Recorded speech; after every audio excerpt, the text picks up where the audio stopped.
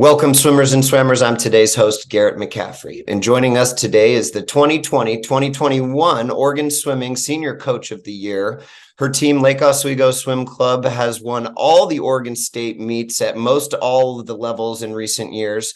And they were just named one of the top 100 clubs in the country, earning that silver medal status through the USA Swimming Club Recognition Program. She's Emily Melina, and this is the Swim Swam Podcast.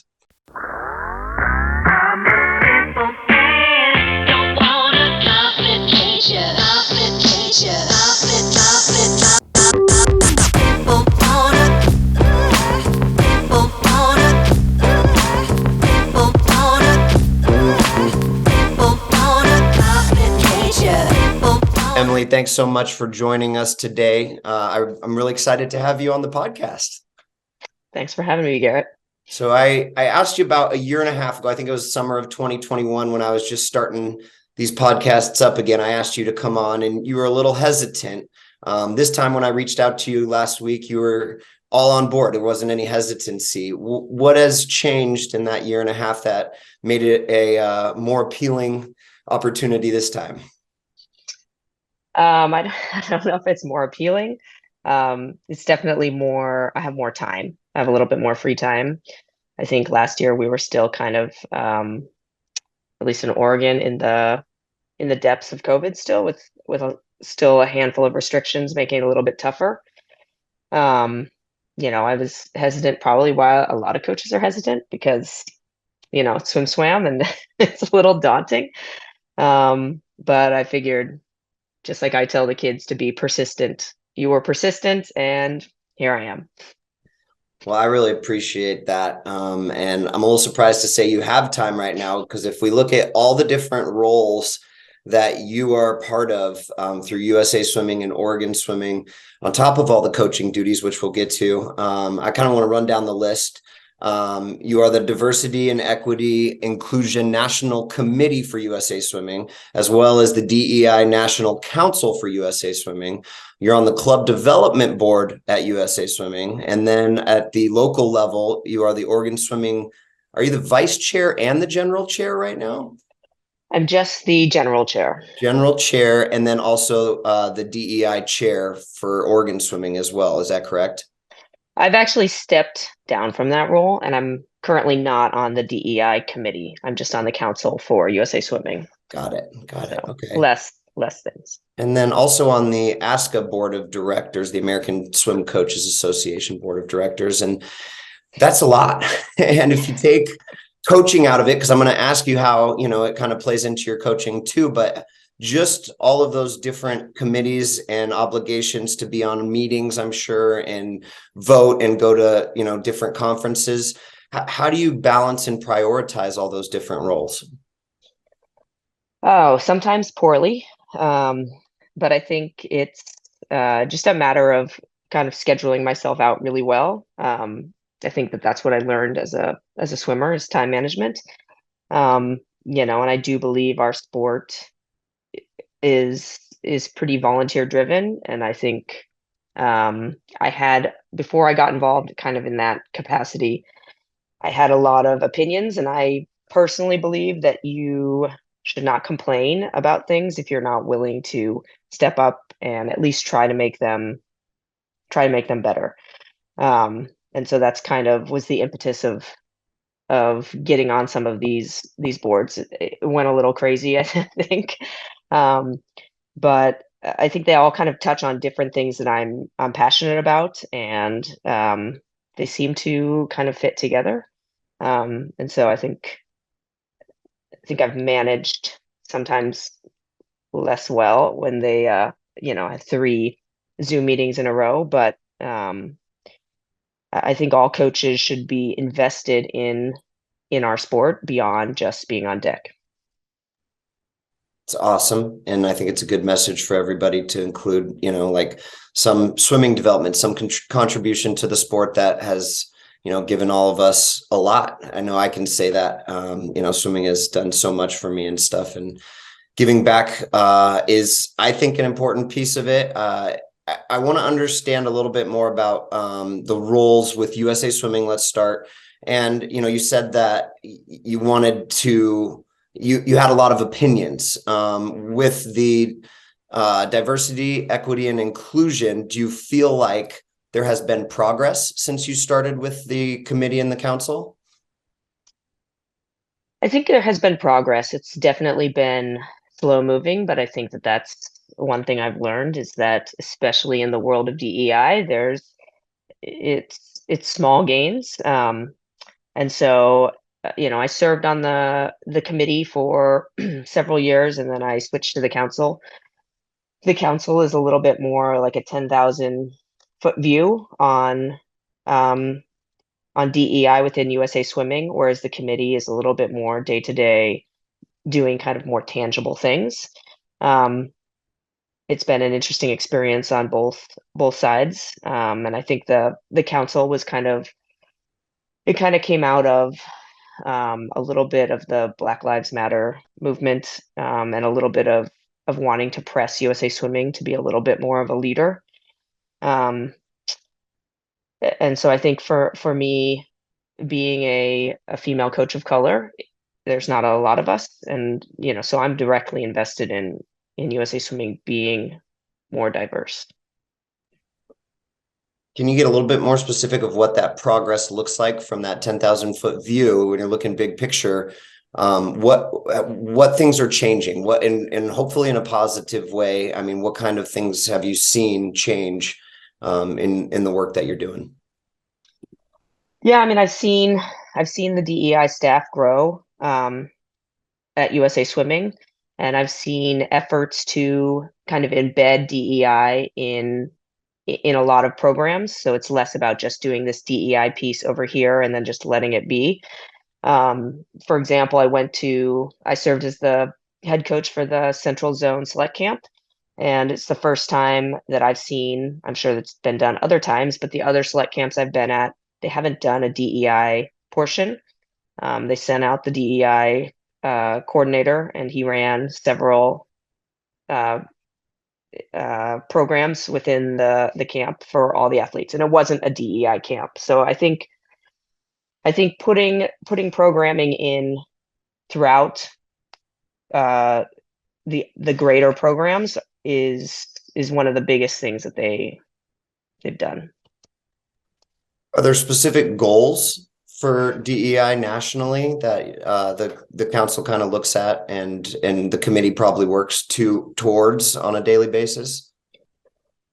I think the committee is more goal driven about achieving certain things. The council is more in an advisory role. So, example, when there was a lot of Asian American violence happening, they pulled a group of us to discuss having a response with USA Comms department.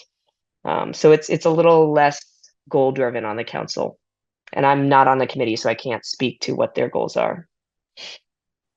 On the council advisory, is that something that you get to work with coaches specifically, or it's just kind of advising general direction for USA Swimming? Because I would be interested to hear if that's something that you get to work at, with the clubs and the coaches themselves. Yeah, so the council it has some coaches on it. It also has people not currently. I would say that they're connected to the sport, but they're not coaches, they're not officials, but they have a connection to swimming, as in they had been swimmers at a point, but are now in other professions. And we don't generally work directly with coaches. When I was on the committee, we did work with coaches. We did trainings at when they were still holding USA Swimming Convention. We would do a training or two there. There would be a DEI track. So I think that the committee does provide resources directly to coaches, and I think that is more of the educational piece for the membership. So if you got a call, and this will be, I think, the last DEI question, unless you have more that you'd like to talk about and you think it's important that we address, I'm gonna put a scenario out there that I think is a little bit of a cop out in some ways, but it's a common, I think, defense in our sport. Unfortunately, if you're a head coach trying to hire and only white dudes are applying for the job, what would you advise people to do in that scenario? I mean, that's tough. I have several white dudes working for me. I mean, I think, I think, we're in a time where finding assistant coaches and coaching staff is hard. And I think that, your effort should be to provide the best staff for your team. I think casting a wide net, and using your networks is important. I do see a lot of people who just hire people they already know. And I think that is part of the problem,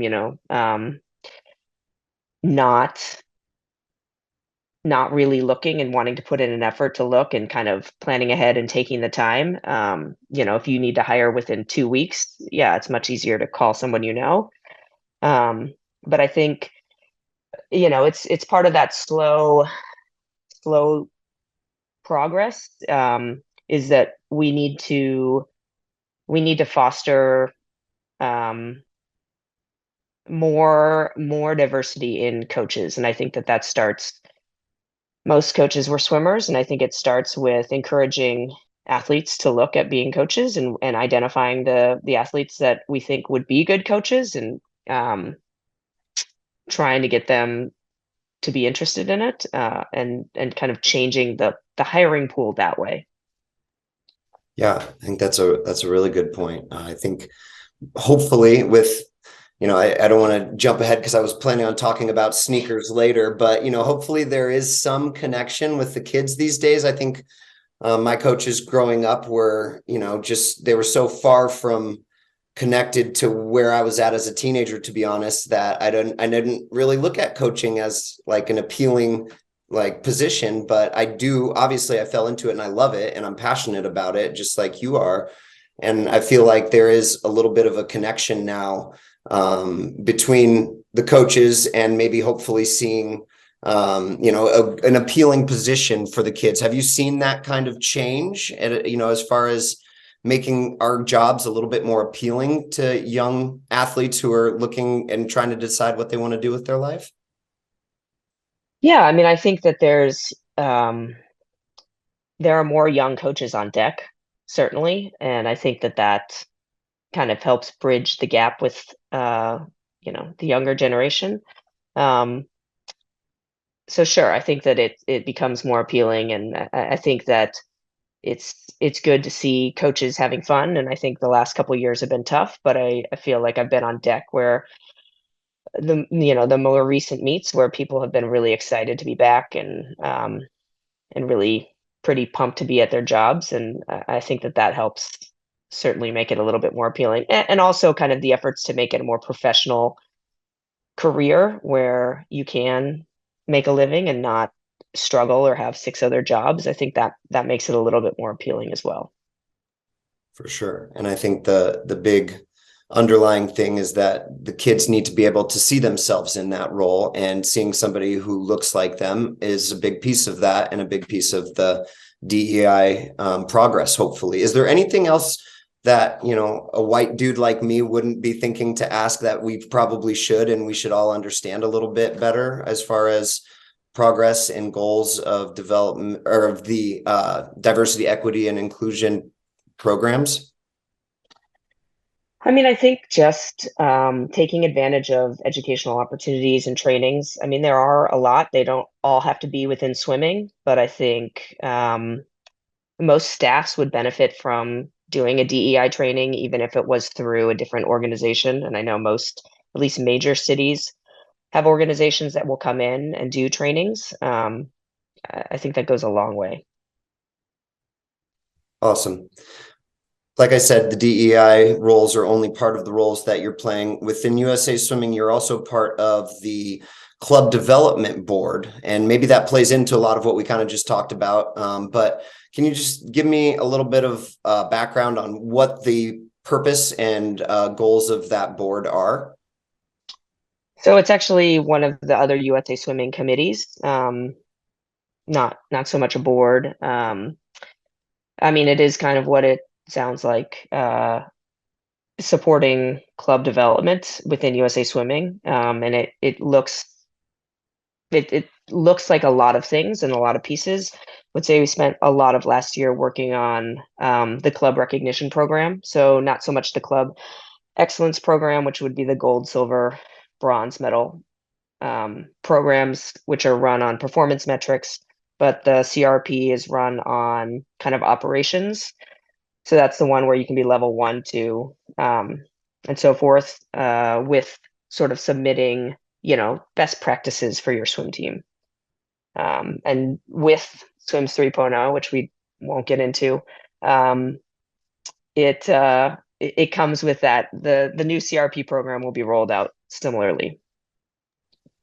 Okay, thank you for the reminder that I might have messed up the introduction with the club recognition and club excellence in All my good. introduction of you, but you guys were silver medal club excellence, just making sure I corrected that.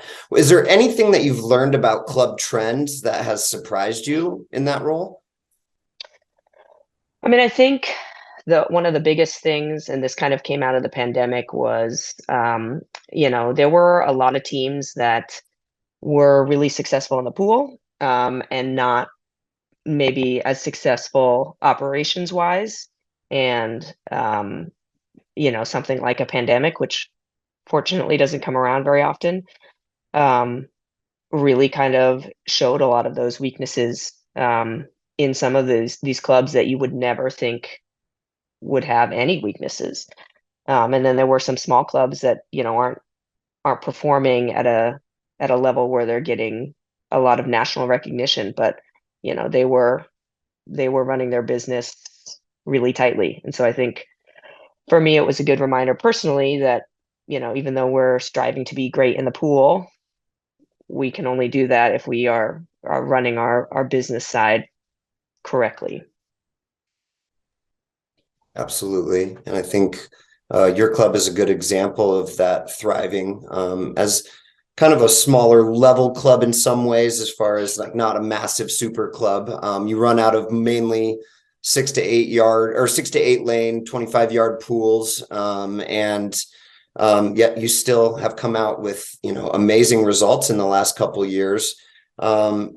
What are you guys doing right at Lake Oswego Swim Club right now? I mean, I think we make the most of our resources, which we don't have a ton of as far as pool time or facilities.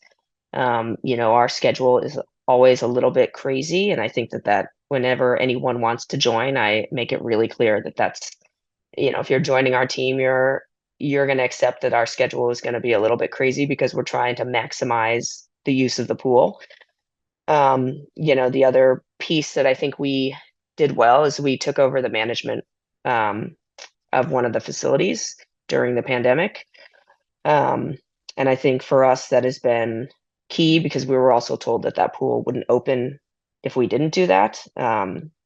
So I think, being involved in your facility and being invested in your facility, um, it's not fun, and it's definitely not the glamorous side, but it's, I think, pretty crucial for us.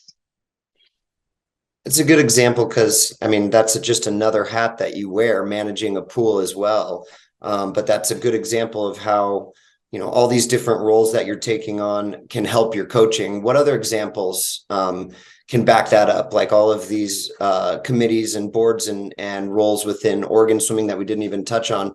How is that helping your coaching and your ability to get results, but also obviously help young athletes, which is the underlying goal, I hope, for everybody. But I know it is for you. How do these roles help you in that role? I mean, I think, the community and the networking piece is certainly, um, a strong piece of that. But I also think, for me, I would never choose to manage a pool. It's definitely the lowest part of my job. Um, but it's also key to keeping the kids in the water. And I think that, for me, it's always been about trying to give the kids the opportunity. And, even if it doesn't feel like club development is keeping my kids in the water or giving my kids opportunity directly, um, I think that our sport is driven by by people wanting to do it for the kids. And, so me being involved in that will help the sport go forward, which will ultimately help our kids, hopefully all the kids, but Absolutely. It's a great answer and great perspective, especially for coaches like myself who are sometimes intimidated by taking on more, who get overwhelmed by just the stuff that's on our plate and, being part of maybe one of those, committees and stuff locally. But I think that's a really good perspective to kind of understand the bigger picture of how this is benefiting your kids, even if it feels like sometimes it's taking time and energy away. I think, yeah, understanding how it's going to benefit everybody to have a say in the big picture as opposed to just going along with it. I kind of want to keep diving down into all the success that the club has been having. I mean, you've been there for 11 years, which is a great run at any position. I'm wondering, when you got there in 2011, what had to change pretty quickly, or what did you realize had to change over the first year or so? yeah, it's a tough one. Well, we had about 80 swimmers, so we had to have more. I think that was days where we were not pressed for pool time. So I think, growing the club, at the time, both with numbers and even financially, we were not in a particularly strong spot. I think that had to change. The culture certainly had to change. I think that I can't say exactly what needed to change, um, but I think we needed a little bit more of a family feeling within the team, and a more collective, we're moving together versus, we're just going to have a few great athletes. And I think for us, that was a big thing, which was slower. It was slower going. But I think trying to do it together, was a big deal for us. And I think even though we've grown now, that attitude has kind of carried through with us, and we're very much still a team-oriented team. We don't swim at like 7 pools. We swim pretty much at 2 pools, and all the kids swim at all the pools. I think prioritizing everyone and trying to make sure that every athlete, no matter what level, is getting what they need, which is of course not all the same, but has been one of our kind of main tenets. Yeah, trying to reach every kid and make them feel included. That's great value, and it seems like that's something that you're saying, you knew from the start you needed to develop. What things have changed with you as a coach? How do you look back on these, decade plus and say, oh wow, like I've come really far on this part, or this opinion? How have you changed in these 11 years? Oh, probably a lot. I mean, I think I've certainly become more confident. And I think that actually comes ironically with, kind of just acknowledging all the things that I don't know. And I've never been afraid to ask people. I have zero fear of looking stupid. I will ask people a million questions. I don't, if they don't want to share, that's great. But I think I've not ever been shy about trying to find mentors. And I know that can be daunting, but for me, that's been, one of the bigger things in my career. And so, that I don't think my training I'm sure it's changed over the years, but I don't think it's been like a huge shift. Certainly, I feel like I have had to become more organized, as I've taken on more roles. And I'm definitely not an extroverted person. And, going on a podcast, not probably my first choice for a Wednesday morning, but I think my understanding of my role and what I can do and what I should be doing, I think I've just become a little bit more aware of that. Yeah, I can attest to the fact that I definitely feel your confidence, and I would not have guessed that it's not something that you wanted to do on a Wednesday morning, because That is definitely not something that's coming across whatsoever. And I appreciate you being here. Can you give me an example of how you stepped out of that introverted mentality and asked somebody who maybe you didn't know to be a mentor? Or even if you want to, leave that to the personal side, maybe even just a question that you wanted to ask, or you can think of that you asked recently, that of somebody that you might not have known. Yeah, I mean, I think I can't think of a specific right now. I think that when you go to a conference or a clinic, you're faced with a lot of opportunities to ask a lot of questions, and it's just, I would be 100% fine showing up at ASCA and talking to like three people that I already knew, and going on with my life, and I would feel comfortable with that. Um, my role as a board member kind of prevents that, but I've also learned that it's much more beneficial if I just kind of put myself out there, and I think it is important to put yourself in, situations where you're slightly uncomfortable, because that's kind of where you grow. It's one thing to tell the kids that you need to do that, but I try to do that uh, for myself. Um, there are several coaches in USA Swimming who are always so willing to share. I was on a Zoom call with other club excellence teams, and I had the fortune to get into a small group with Kate Lunston, and like, she's always willing to share. And if you have a chance, you should just ask her a million questions. It's a great example. And I think also it's almost servant leadership to get comfortable being uncomfortable. Because when we stretch our comfort level, that is where, you start to make steps and strides. And that's something that we tell the kids all the time in the pool. So to see Coach and maybe even hear it on this podcast, that Coach is also doing that in different ways and growing in that same kind of approach. I think that's positive, and I think it kind of helps with the relationship with the kids when you're asking them to push themselves. How would you say your swimmers describe your coaching? How would they describe you as a coach? And I know that that's tough because it's not something that specifically, but it just helps us get an understanding of Emily on deck and kind of what your relationship's like with them. Yeah, I think that I would hope that they would describe me as really invested in them. I think I care a lot.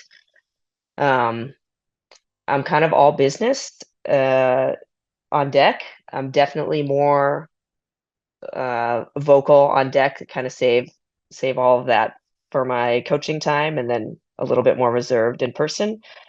Um, I had an interaction with a swimmer where we had a goal meeting, and about 5 minutes into the goal meeting, I just asked him if he was intimidated by me, because he wasn't very he was just really quiet. And he said yes, and I always think that's funny. I think I look really serious a lot of the time, but I think I'm also very funny. So I think uh, I think that I try to balance kind of my intensity with some humor, and maybe I need to work on more of the humor side, but it's probably accurate.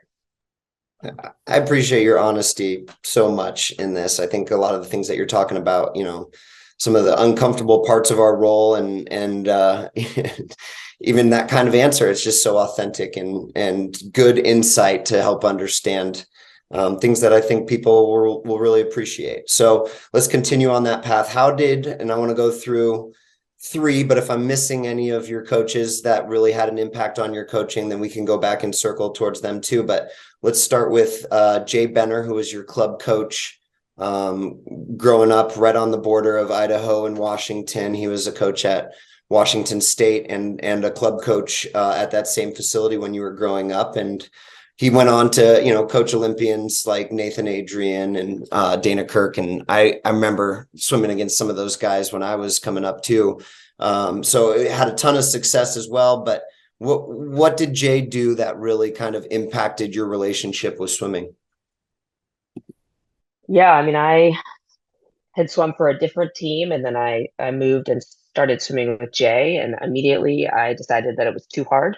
And I was not really committed for probably a couple months. I skipped a lot of practices. It was an enormous increase in workload than what I had been used to. And then, I had a kind of a rough husky invite in December, and he sat me down, was pretty honest, and said, either you can commit or and see what happens or not. So I thought about it, and I didn't miss a practice for pretty much the rest of my life after of my swimming career after that moment. Um, I just went all in. And I think, what I learned from Jay was that one, he was 100% committed to us. I mean, he never missed a practice. He used to sleep at the pool if it was going to be poor weather, and because he used to live kind of out in the boonies, and so if he knew he couldn't drive, he would sleep at the pool. So we had practice no matter what. And two, he was always tougher than us, so you could never complain about the practice. He was doing open water training at the time, um, and he would just get in between prelims and finals and swim a continuous 10K much faster than we could swim, um, and then get out and coach us. So you could never complain that the workout was hard because you knew that one, he could do it better than you were doing it, and two, he probably did something harder. Wow. Those are awesome stories. I didn't, and that would definitely be intimidating because I give the kids sets and I like to swim in between, sometimes even at sessions and stuff, but definitely not 10K straight or even to the level that the kids are swimming that I coach. So that's impressive. That is servant leadership on another level right there. Let's move on to your college coach at UCLA, Cindy Gallagher. What kind of things did she do to shape your relationship with swimming? Yeah, I mean, I think, Cindy just supported me so much as a person. I had a fairly injury-plagued freshman year, and I never felt like I was just there to swim. And I think for me that was a huge deal. I felt like she was really invested in me developing as a human, beyond my swimming. She was and still is one of the most supportive people of me coaching. Um, and I think, I think just her kind of role modeling being a head female coach. I don't think I appreciated it as much or gave her as much credit as I probably should have, at the time when I was swimming, because I didn't think I was going to be a coach. So I was just like, I have a female coach, and that's great. And I knew the numbers were low, but I didn't really think too much about it. But then as I got into coaching, I realized she was a single mother with a kid, and she was, also a top 10 NC2A coach, putting people on the Olympic teams. And I think that that's crazy now that I think about it. Yeah, I'm curious how much of your career path was really impacted by having a female coach, back in the early 2000s, late 90s, where that was even more rare than it is today. I mean, that you kind of just hit on it. But do you really think that that was probably one of the big factors because you could see at least part of yourself on deck when Cindy was coaching you? Oh, absolutely. I mean, I think we talk about, you know, why we need diversity in coaching staffs. I mean, it's not because I had a conscious thought like, oh, I have a female coach, I could do that. I think it's just what it is, and I think that's so much more powerful. Um, it was always, in my mind, always an option because I saw it every day. And I think that that certainly affected me probably more, than I even realize now. Yeah. Yeah. Did any other coaches have a big impact on your swimming and or on your coaching even like maybe if you want to get into the beginning of your career, even other coaches that really had a huge impact on your swimming career or your coaching career, I guess. Yeah, I mean, I think, I think that all the coaches that I've been able to work with, have impacted me in some way. My senior year, I got to swim for Greg, who's now at Stanford.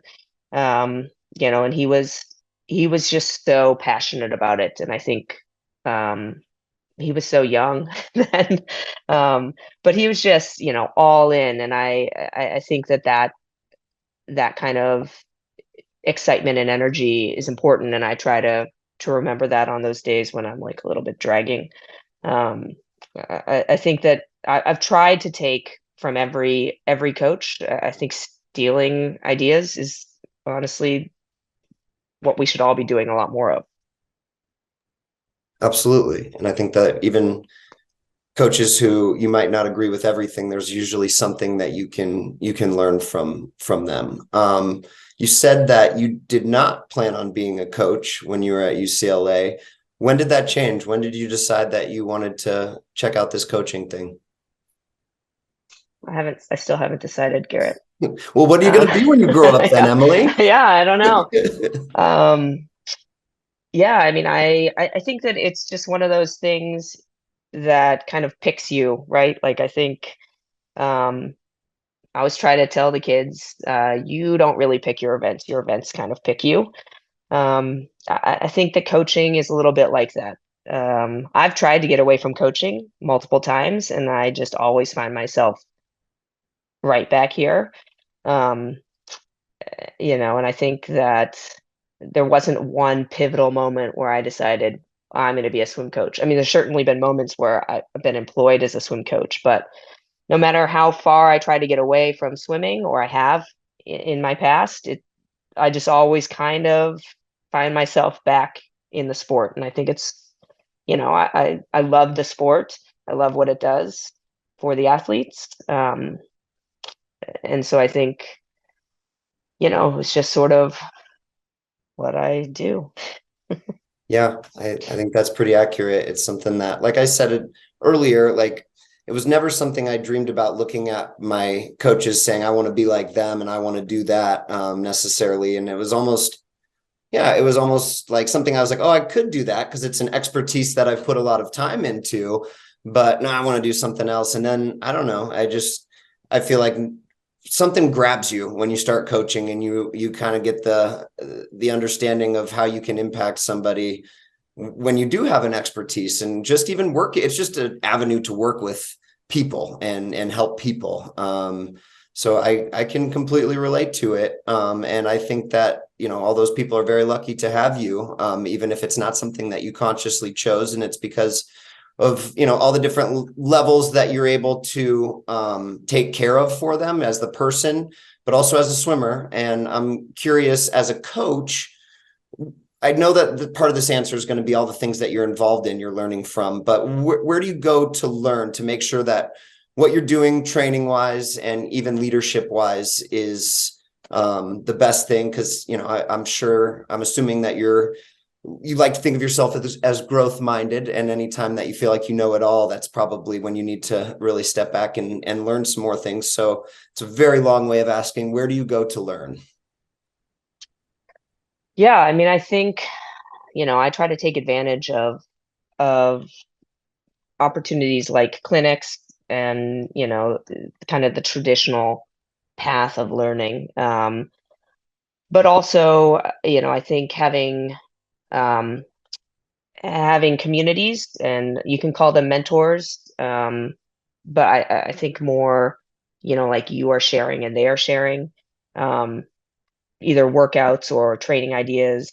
I have a group of coaches that we share workouts that we're doing and ask for feedback. And if you are truly, in a growth mindset, then you'll take feedback, and you want feedback. I don't really want someone to just say that looks great.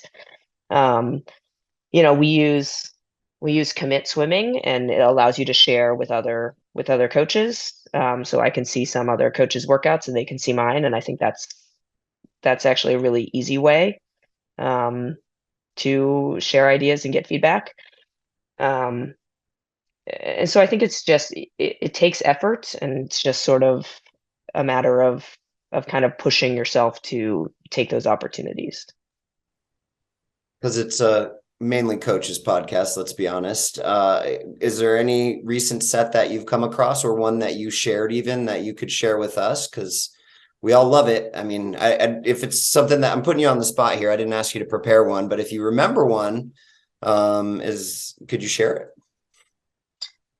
Well, this isn't my set, but Andrew from Rose Bowl shared a set. He's got some really fast boys that are just cranking out some crazy times down there. And he shared a set. I'm probably gonna, if I had come prepared, I would have known. But it was some set of hundreds on a short interval and then a 300 fast.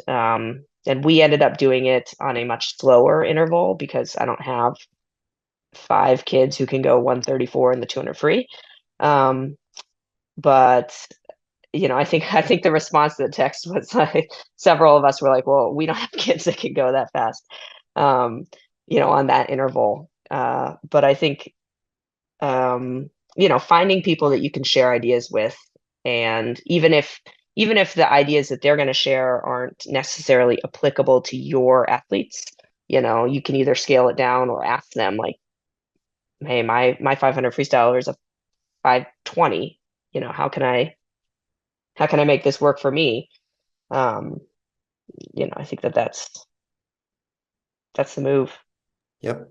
I can completely relate when I hear a lot of the sets that I talk to coaches about, even on this podcast, have to kind of adapt because I also do not have 5 guys or even one guy that can go 134 in the 200 freestyle. But Andrew is somebody who I have a lot of respect for and am hoping and I think planning on getting him on the podcast here soon. And you have another connection with him too, Coach's Kicks. And I feel like that's part of I've been following you on social media for a few years, and that's a big part of what you share, and I love it because I'm also somebody who doesn't have all the knowledge of the latest and greatest shoes, but can definitely appreciate some nice shoes. I always try to keep something fresh on my feet. So what do you think that whole kind of trend does for your coaching? Because I know I've talked to Abby about it on this podcast. Abby Lou, who's at Bellevue Club, is kind of the leader in that, and we all are kind of trying to just even kind of keep up, but we're not keeping up with Abby.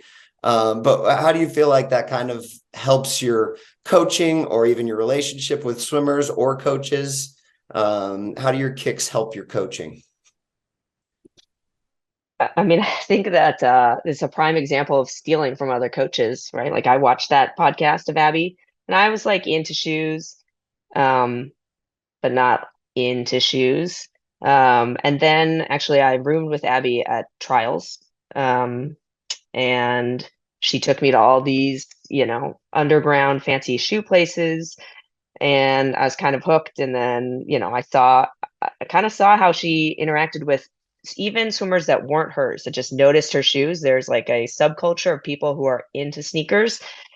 Um, and it's true. I have a lot of kids on my team who are into sneakers, and it does give you something, you know, to talk about that's aside from swimming. So I think that's great.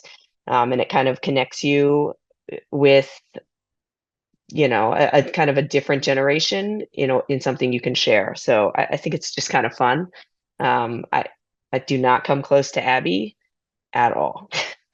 None of us do, and that's a-okay. I don't think she's expecting that, and I mean, yeah, we've all seen the podcast and that shoe collection. So what else do you do for you? I mean, you're giving all this to the sport and to your swimmers. What is some time that you take as far as self-care or Emily time? What does that look like?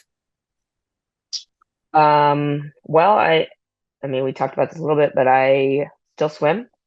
Um, I think it's one, I actually think it helps me coach. Not that I can do anything remotely close to what the kids do, but I do try out drills. Sometimes I see a drill on Swim Swam, and I'm like, I don't know how that's going to work. Let me give it a go first.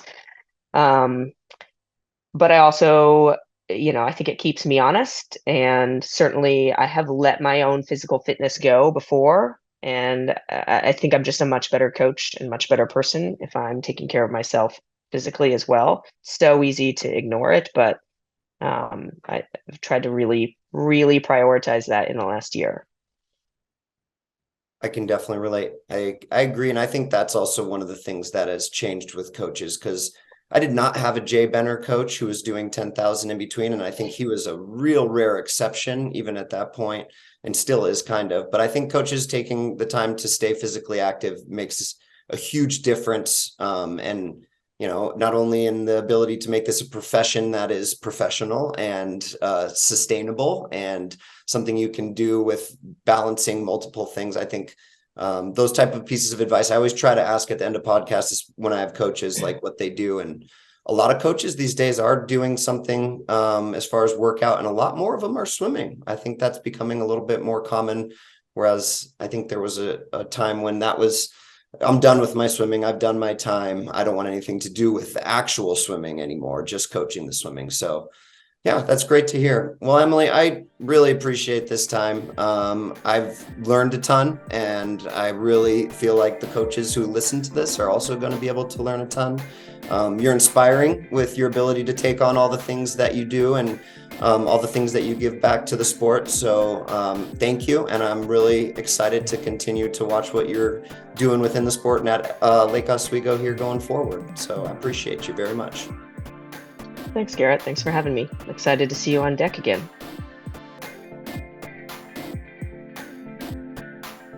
You've been listening to the Swim Swam podcast. Stay tuned for new episodes every week.